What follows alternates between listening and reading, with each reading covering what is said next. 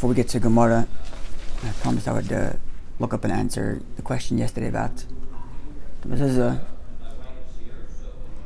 being within the first tefach from when one enters Rishus Harabim, from one enters from the public domain into the private domain, right? We said it has to be the first handbreadth into the door. Right? You ask what happens if one puts it further down, if it's kosher or not. So there's a few things to take into consideration. Number one, as you mentioned,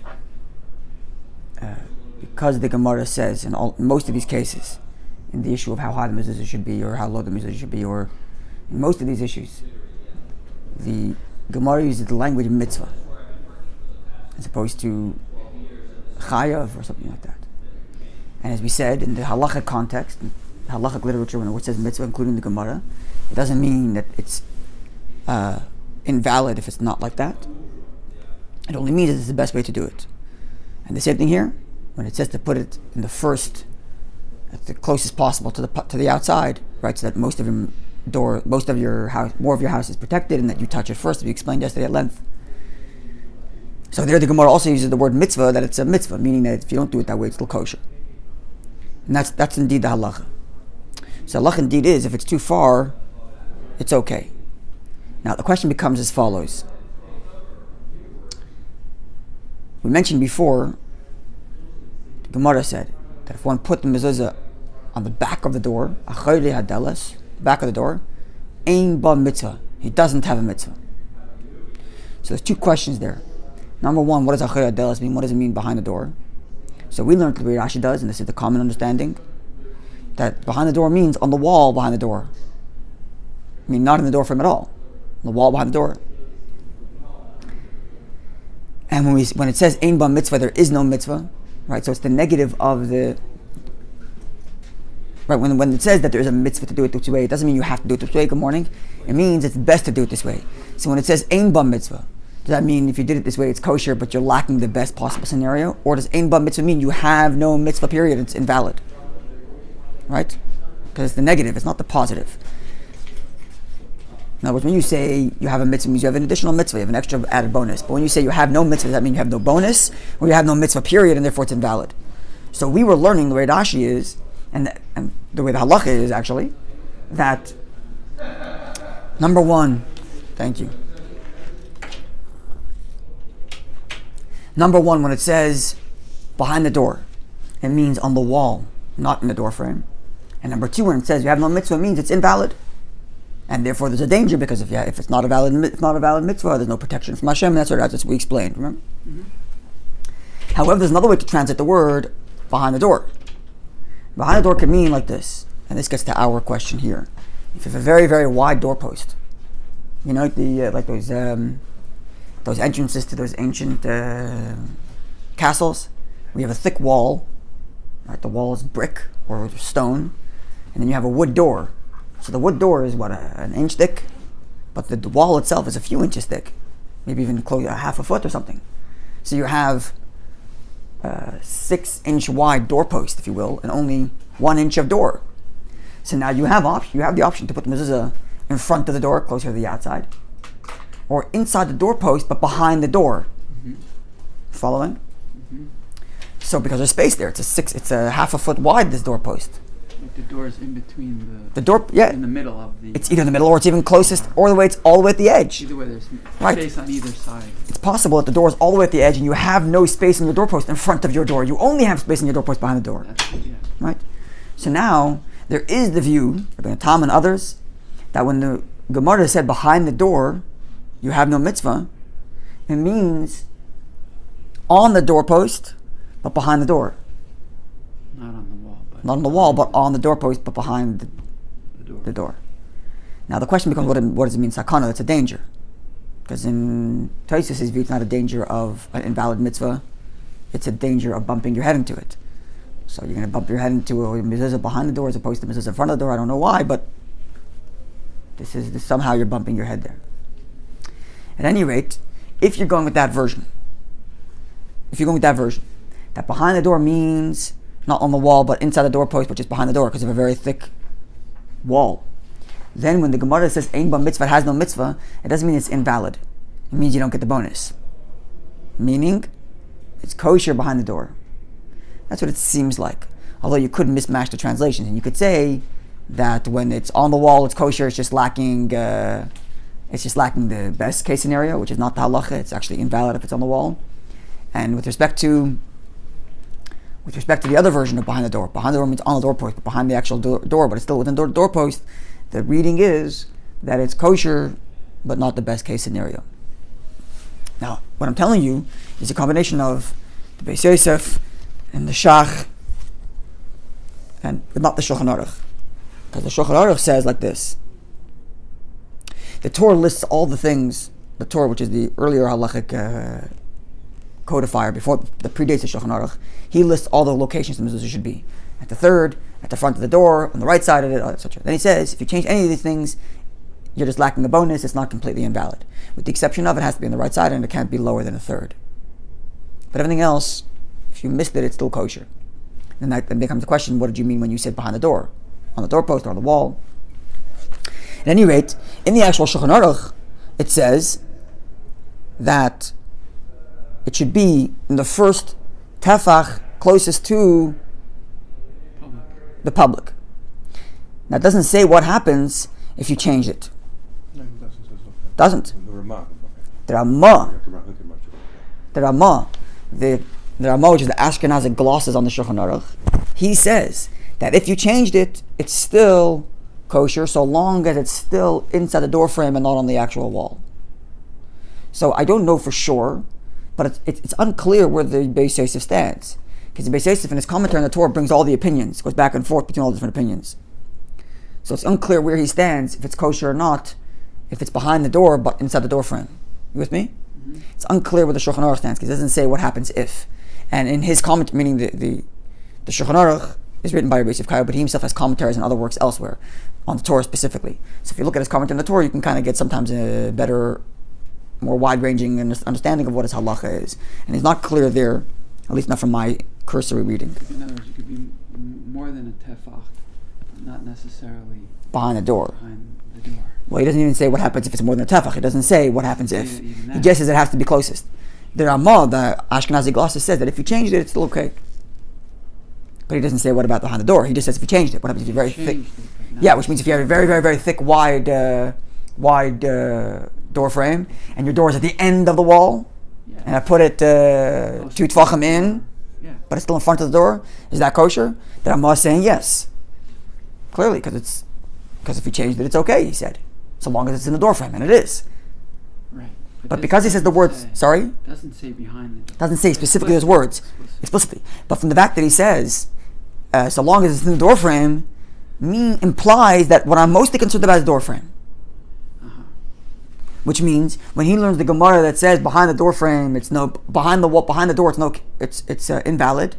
That would mean like Rashi on the wall, not in the door frame. Because according to the Ramah, as long as it's in the door frame, it's kosher. Even in front of the door, behind the door, as long as it's in the door frame, it's still kosher. Even though best case scenario, it's closest to the public.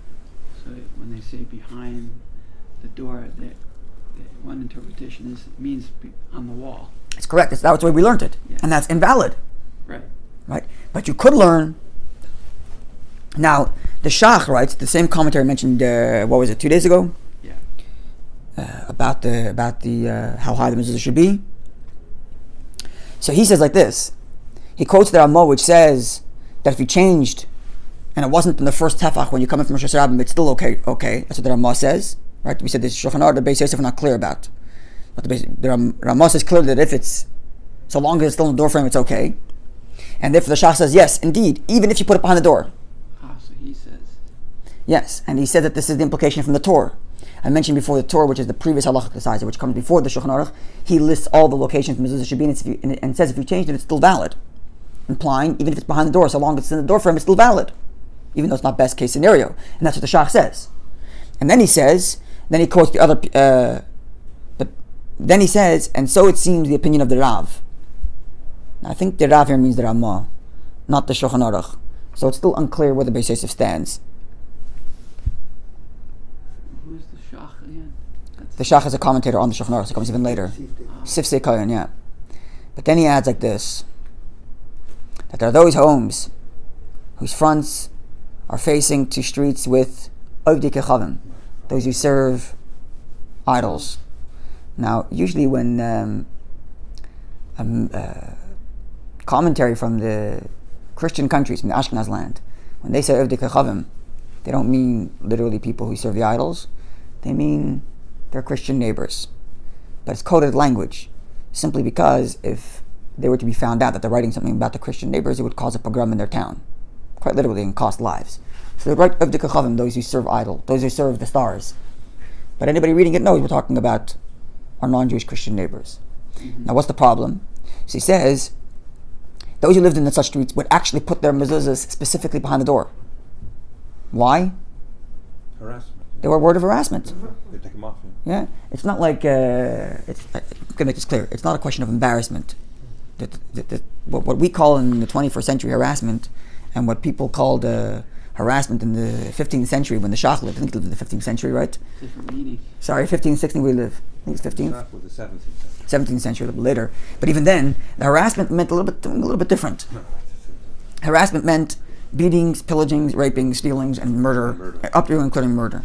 So in those places, they put the mezuzahs behind the door so that when there's a pogrom, it shouldn't be so easily identifiable as a Jewish home. And then he writes, they have what to rely on.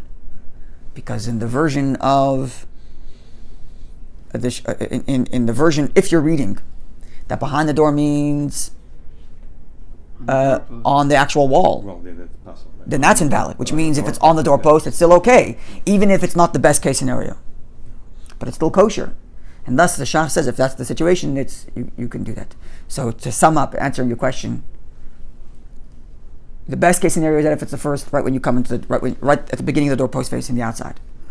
If it's a little deeper in, it's okay, according to everybody.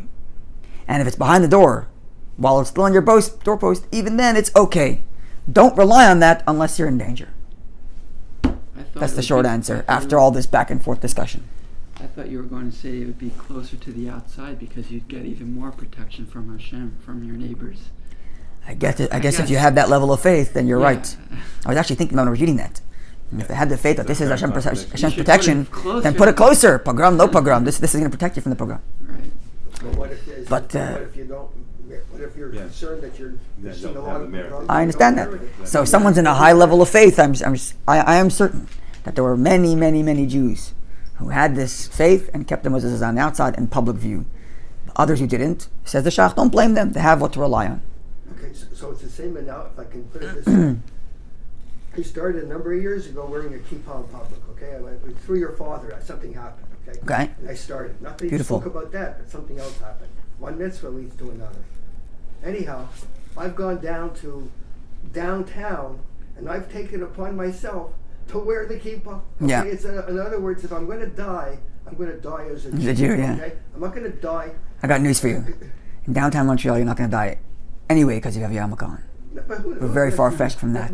Excuse me, who knows? There's a lot of Arab people down there. A lot of all right. Muslim people. Okay, let's get to the Gemara. But I understand, I appreciate what you're saying, and it's very true. The other consideration for the mezuzah is not only the fear, but also the problem would be that if a goy takes mezuzah, he may destroy it. So you're causing the steal your mezuzah. Yeah, not stealing, you're just like will destroy it. Yeah, maybe they're worried about the mezuzah being destroyed as That's opposed. another consideration as well, and that happened.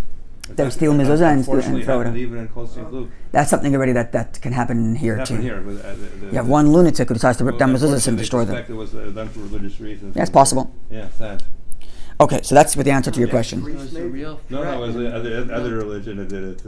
Real danger. It was real danger, real threat. Yes, it was not. This is. Yeah, it was both a threat and also concerned. We live in a very privileged life, in a very privileged era, by the grace of Hashem, in a very privileged era, in a very privileged countries, and Medina Shal Chesed, Malchus Shal Chesed.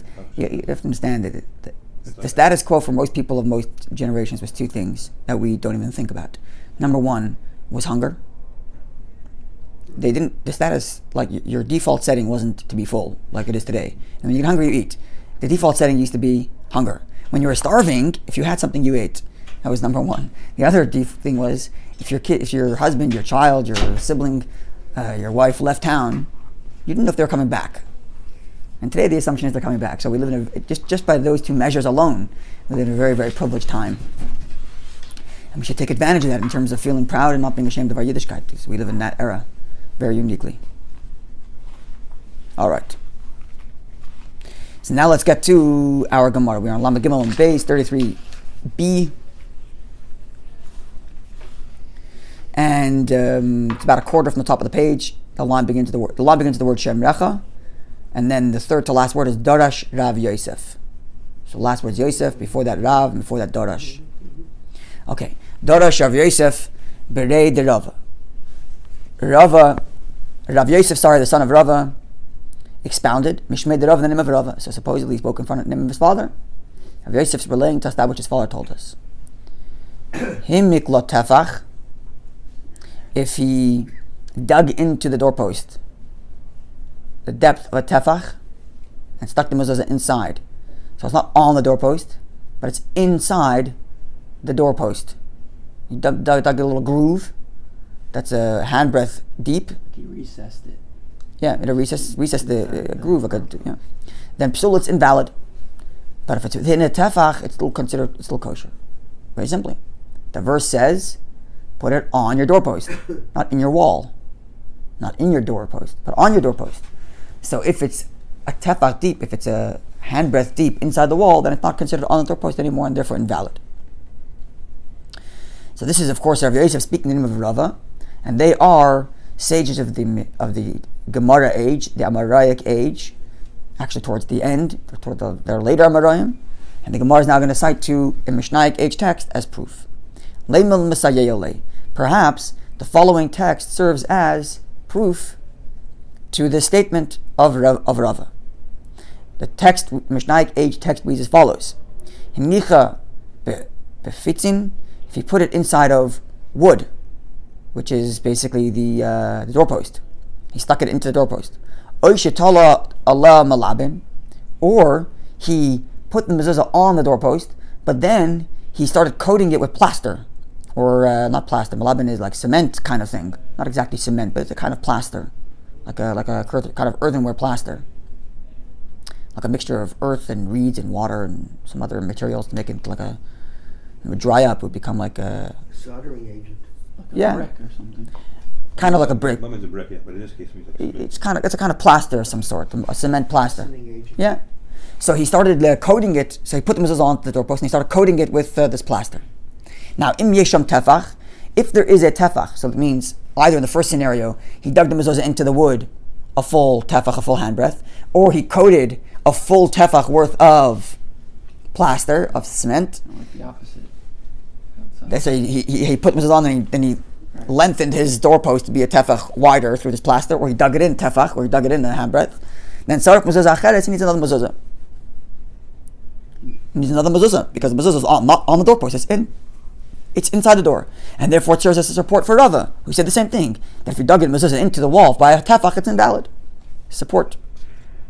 Im lav, if it's not dug in that deep, it's not a tefach thin, so it's within a handbreadth, and it's out of mezuzah acheres, it doesn't need another mezuzah. Says the Gemara like this. So although the halacha of Rava is not disputed, we're just disputing the idea that this text is a support for Rava. Because in the way we're reading the text right now, it seems to be talking about the exact same case as Rava. Rava is talking about digging it in by a tefach, and here it's also talking about digging it in by a tefach, or extending your wall by a tefach, by a handbreadth. Right? So the Gemara is not going to dispute Rava's halacha, but the Gemara is going to refute the notion that this is a support. How is that? Because Kitanyahi, what is the scenario, what is the circumstance of that specific text about the tefach is talking about the Pesach in a wall, in a door, or an opening. Shachayde, sorry? Oh, sorry, I see a petach. Petach, yeah. It's an opening. Shachayde hadelos, that's behind the door. What does it mean, an opening behind the door? So there are two different ways of looking at it. I'm going to try to demonstrate, I'm going to try to describe it, and if not, I have a picture here, I don't know how big it is, but. So if you have let's just imagine a door, a square room, right? That's the way Rashi describes it. And in the corner of the room, you have a door, you have a corner, right? But on the, let's say the south and western side of this corner, so southwest corner, you have two entrances. So you have two entrances, two openings that are very close to each other. And there's just like a corner pillar in the middle. Mm-hmm. Right? So you have two full walls, and two walls that go all the way till the end, and then a post in the middle making two doors come in at the corners, one from south one from the west, but they're right next to each other. Now you have one door that swings on a hinge on that corner, and either you close it on the southern side, and then your western side's open, or you swing it the other way and you close your western door and your southern door is open. So one door is always open. Following? It's like a flap that goes between two doors on the south and on the west. So it acts as a door for both. That's correct. Entrances? That's correct. So you have one doorpost for both. Okay, yeah, all right. And that's what the Gemara is talking about. If you have a piece of wood at a corner, upon which you have a door swinging between two entrances, then can I put one mezuzah for both? Doesn't it go back to which one is used more often, which entrance way? There was that issue with... Because the right side or left side? One was the primary and there's a secondary. Let's say they're both There's equal. only two doors. Let's say they're both of equal use. Oh, okay. Let's say they're both of equal use. And even if not, in Rashi's opinion, if there's only two doors, no, if it's two doors, then you don't need one. If there's more than two doors, then you would anyways need to have one, even if it's not used, right? It's not an exclusive But door. it's equally It's used. equal use. Let's just say it's equal usage. Make it simple. Right. So then the question becomes: can I put one mezuzah for both? If in some way, The door is active. no, yeah, because this is the way we actually have to work. It would have to be that I enter in through the western side, and the southern side's an exit.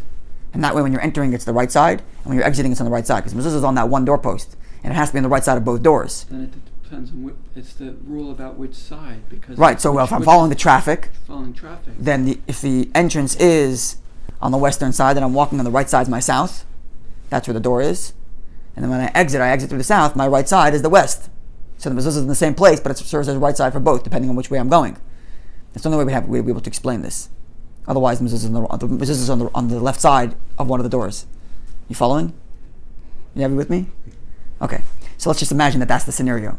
Entrance from the west, exit from the south, and thus that one door... Yeah, that's correct. So everybody would come in, they would switch the flap the other way, and then everybody exits the other way. Let's just say it's like that kind of room. Then that door... You following? Mm-hmm. Then that doorpost, that one little pole, serves as mezuzah for both. And this is what the Gemara is talking about. That if there's a tefach wide in that one doorpost, then there are two separate doorposts and need two mezuzahs. But if it's in one tefach, then you can have one mezuzah for both. And that's what it's talking about here.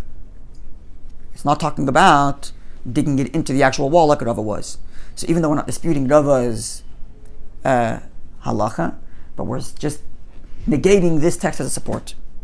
Because this text is talking about a different scenario. Clear? Now the Gemara asks, one second, you cannot tell me simply that you cannot simply tell me that this text is talking about this door which swings between two entrances. Why? Because al behedje katani law. This, we already have it explicitly stated elsewhere. Actually, in that very same text. The same text which you just quoted, which said that if you extended your plaster by a tefach, or you dug it in by a tefach, it's invalid. Don't tell me that what that means is that it's talking about a scenario where you have a corner door with a corner post with two doors, or one door with two entrances. That can't be a scenario. Why? Because the very next clause in that same text is that case. And why would the Mishnah be saying the same clause twice? Following? So, this has been stated clearly.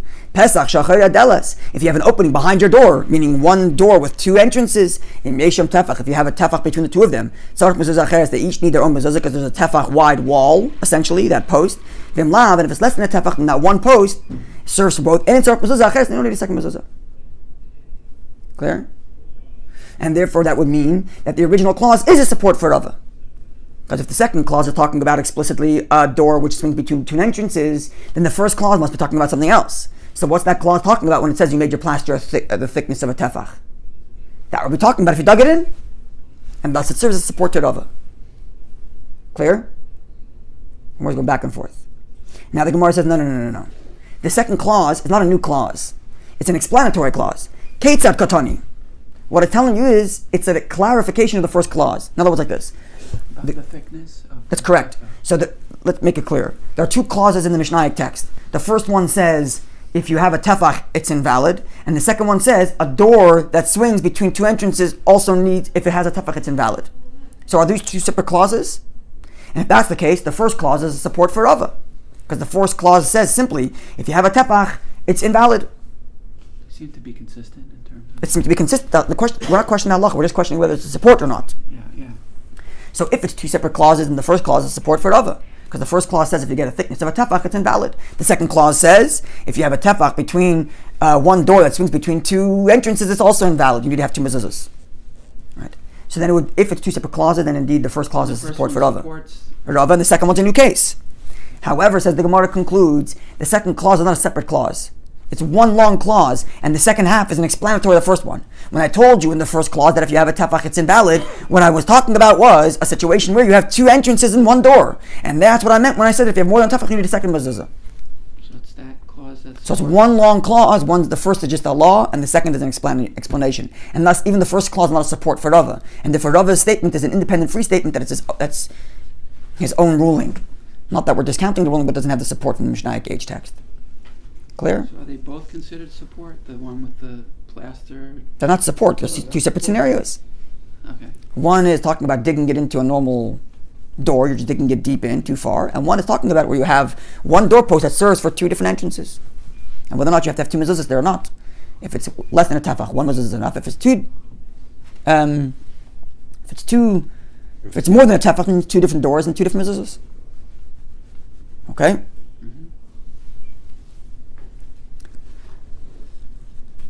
Let's do one more law. Tana, we learnt. Himid lo malaben shel kanim. If he made his door out of reeds that were stuck together. So it's not wood. It's not stone. So I suppose the reeds aren't strong enough to support your mezuzah. Maybe it's too heavy, or you can't stick a nail into it, you'll break your door down, I guess. Before the days of simple Scotch tape and glue. Actually, I shouldn't say Scotch tape because it's not strong enough. You have to have something a little stronger than ordinary Scotch tape. There are proper double-sided tapes which you can use are strong enough, but that's for another discussion. But I'm sorry for mentioning the word Scotch tape. The point is they didn't have all the things we have today, and hanging up the mezuzah on reeds is too much. So what did he do?